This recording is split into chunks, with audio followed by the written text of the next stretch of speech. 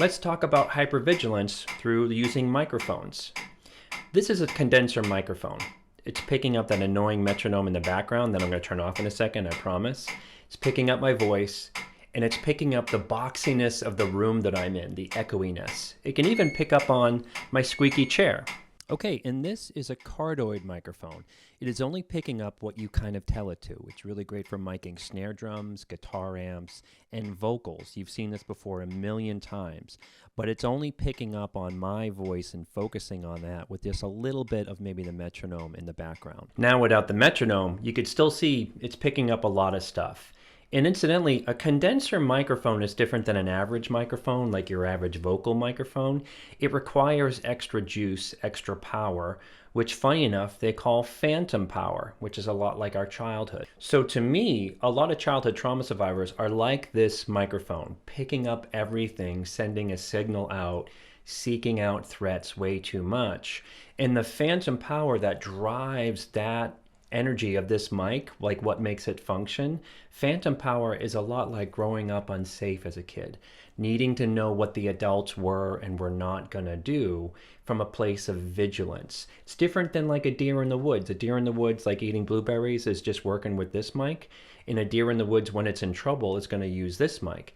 But a deer, unlike a childhood trauma survivor, can switch between these two things when we're most typically operating under this. But in our present, when we're hypervigilant, this mic is kind of wondering, oh, is my partner in a bad mood?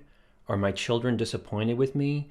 You're in a meeting with Mary in the office and you're like, why is Mary sad? Mary seems sad. And it's good to be empathic and it's good to be sympathetic.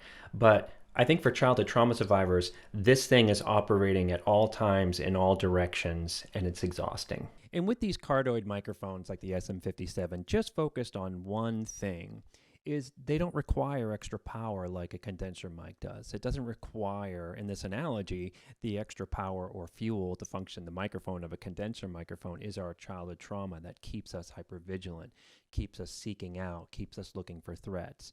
And incidentally, neither mic is like better or worse. They just do different things. Condenser mics are amazing. They were amazing for Elvis in his first recordings. They would put like maybe two mics in a room and focus the musicians around that, and that was the function. They were picking up everything to make a great recording. I think the more we work on that phantom power stuff, the more we process our childhood trauma, where those things, those threats aren't really running us anymore. The good news is a lot of the condenser mic stuff gets turned down and we're able to just focus and sort of not be seeking out at all in all directions and all times and wondering about people.